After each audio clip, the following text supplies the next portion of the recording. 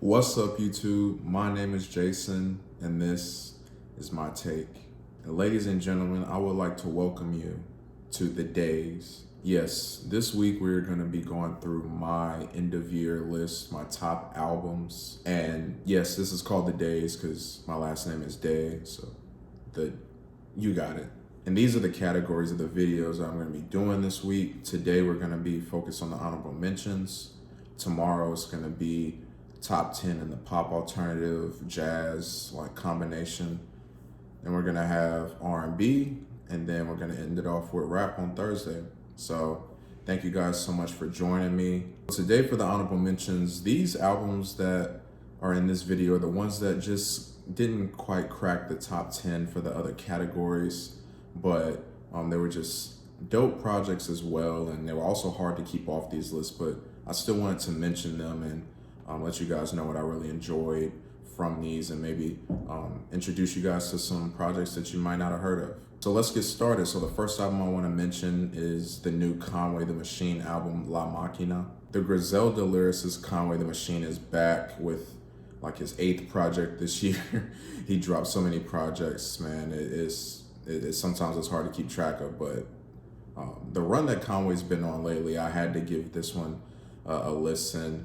And Conway doing what he does best, bars on bars on bars. But this one was a little different. Conway and the Griselda group, is usually over more, dusty, gritty, boom bap type beats. But, a lot of the beats on here were more trap-like for Conway. And I thought that was really interesting, but he really made it work on here. Some of his best songs to this day, in my opinion, features from Jid, Ludacris, and others. Conway is just consistent, man. He's been on a run for a while now. So it was good to get another Conway project. I'm always checking him out. You guys definitely should check it out if you haven't as well. Conway did his thing. The next album I wanted to talk about is the new Genesis Owusu album, Smiling With No Teeth. This was my introduction to him as well. I saw a lot of people talking about him. But Genesis Owusu is a rapper, singer. Like, he does a lot of different things. And this album over here, man, I didn't know what to expect going into it, and it definitely wasn't what I got. This thing is incredible. Blending elements of alternative, hip hop, pop, as well as funk. This thing has a lot of different sounds, a lot of different grooves, and Genesis Owusu, man, he's very expressive. He has a lot of character. He can sing really well. He can rap really well, man. He's really dope. And this album over here, he really dives into mental health.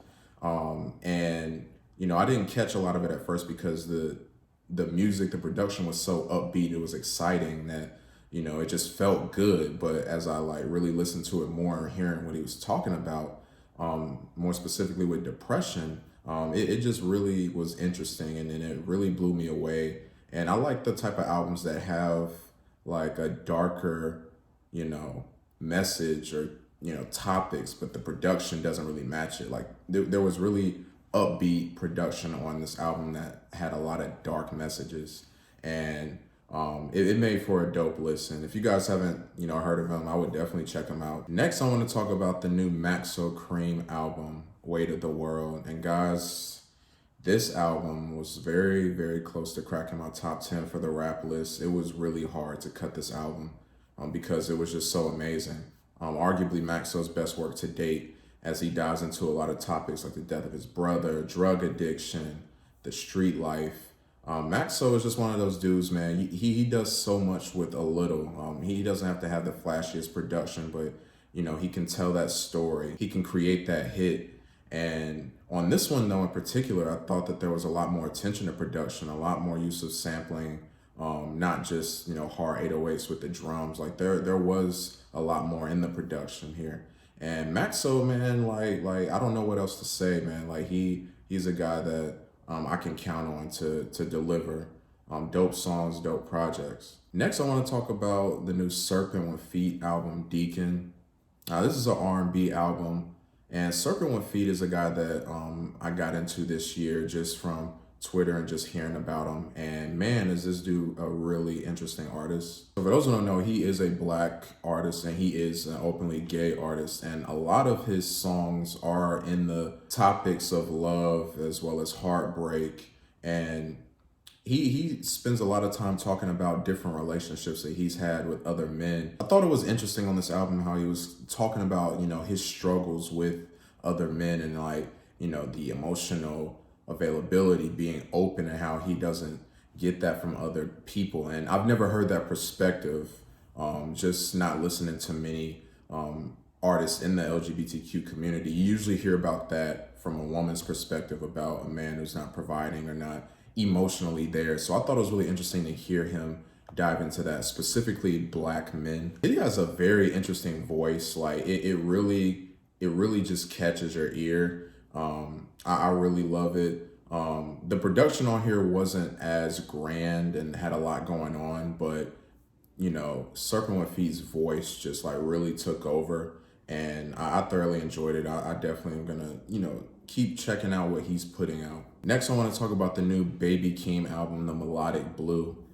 This guy is someone that I'm a fan of for sure. Coming off of his last project, I was curious to see where he was going.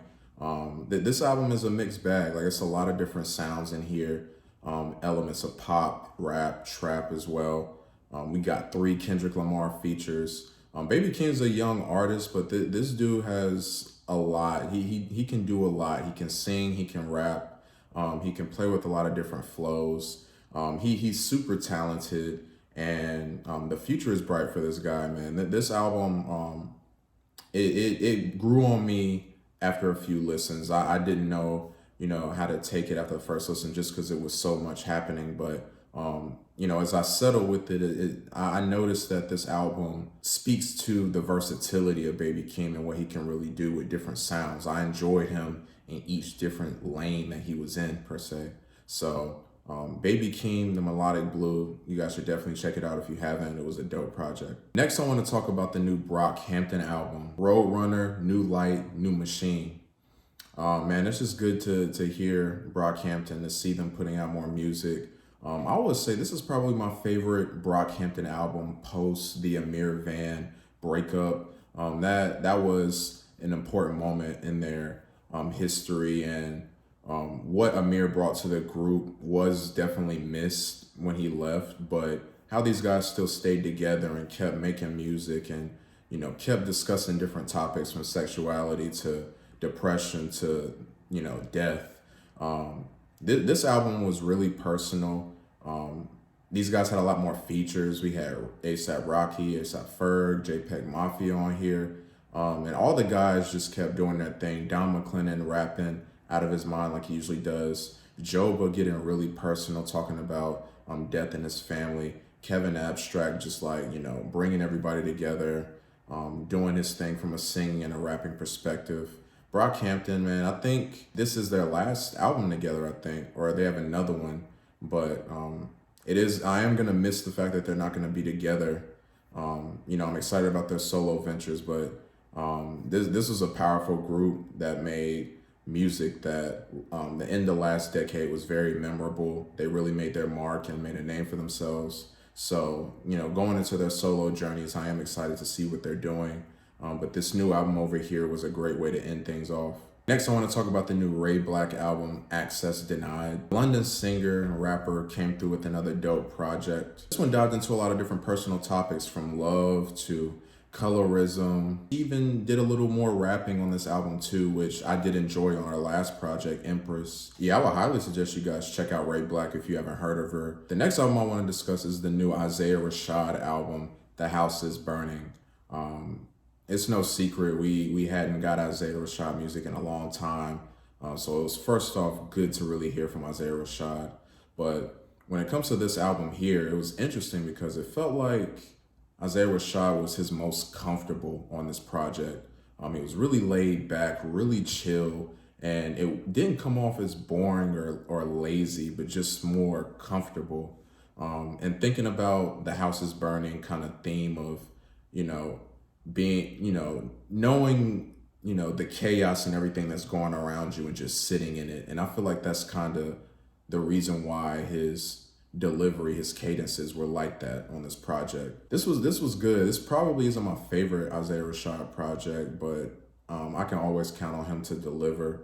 Some dope features from Lil Uzi Vert, J-Rock, SZA, Black. I hope that it's not another 4 or 5 years that we get another Isaiah Rashad project. But if it is, I got this to hold me over because it is one that I do return to. Next, I want to talk about the new Ka album, A Martyr's Reward. Now, I'm going to start by saying this. If you guys do decide to check this project out or any Ka album, it is an acquired taste. Kai is a guy who is way more lyrical, and that's what his focus is on when it comes to the music. His production is way more sample based, but like very stripped. Like you usually just get a loop that's going for 2 to 3 minutes, no drums. And it's just Kai just telling stories, man. I listen to Kai for what he's saying. I know that I'm not gonna get, the most amazing production, but I'm gonna learn a lot. And this dude is just one of those guys that lyrically probably isn't talked about like artists that you think of, but his pen game is up there, like it's top tier. How he incorporates themes into, his come up in the Brownsville neighborhood that he's from. He just intertwines different themes and different topics with the hood life, with the street life, and it's just so genius. On his album Honor the Kill the Samurai, he used like samurai like principles and different things in talking about his come up, the streets. On Descendants of Cain, he was using Cain and Abel in the Bible to kind of relate it to how people or brothers are killing each other in the streets, like where he's from. And on this album, he takes a little different approach. He usually is more of a narrator of these different things, but he kind of put himself in the story to kind of talk about or to give advice or to be a guide to those who are in the same position that he was in at one point. And once again, I don't know how to describe it to you guys, but if you just like listen to what he's saying, if you listen to some of his metaphors and his bars and how he does it, it's on a different level. And a lot of stuff I still haven't caught. I'll probably hear more stuff when I listen to it. But if you guys are into that type of thing, I would highly suggest you give it a listen. But like I said, it's for sure not for everybody. Next, I want to talk about the new Dixson album, Darling. Dixson is a guy that I heard about this year. I was kind of just looking into the other R&B projects that dropped, and I stumbled upon his maybe in the summer, I believe. And it's a short project, but man, this album was dope. What I love about Dixson is his energy. Like he has a very powerful voice, and he uses it very well, whether it's on a more upbeat or like powerful like R&B beat, or if it's more on a smooth like love ballad. He just has a voice that just sticks out to me. I really enjoy it. It was really cool. And the song Yours that features India Shawn was actually one of my favorite songs this year, period. So you guys should definitely check this out. And last but certainly not least is the new J.Cole album, The Off-Season. Now, for those of you who don't know, J.Cole is my favorite rapper, period, like ever. And so, yes, even somebody like that cannot make a top 10. And it's more of the strength of the other albums than anything, because this project by Cole is great. Coming off of KOD, which is one of my least favorite Cole projects, it was just good to hear how hungry Cole was. And, knowing that he's on the final stretch with these last couple of albums, I already know that he's just going to go out with a bang. And on Off-Season here, Cole just sounds just so passionate. And, it speaks to the off-season kind of theme here of like, the season's over, you don't really have anything to do. Are you going to do nothing? Or are you going to keep working on it? Are you going to keep putting up jump shots every day? And for Cole, is he going to keep, writing and producing and working on it? And so I love that. And you feel it in the music. Like Cole just doesn't stop. He doesn't take days off, and he continuously grows and improves even as he grows older. So You know, Cole did his thing. I'm excited to see how he ends off, you know, his career with It's a Boy and with The Fall Off. It's going to be an exciting finale for sure. So guys, those are my honorable mentions for the year 2021. Tell me what albums you guys really enjoyed that were great, but may not have been like your favorite albums. I'm curious to see that. Let me know in the comments what those albums are. What were your thoughts on this list? So guys, tomorrow I'm gonna be doing my top 10 albums for pop, alternative, jazz, electronica, just the non-hip hop and R&B albums. So hope you guys tune in. Please like and subscribe to the channel. I'm Jason. This has been my take. I'll see you next time.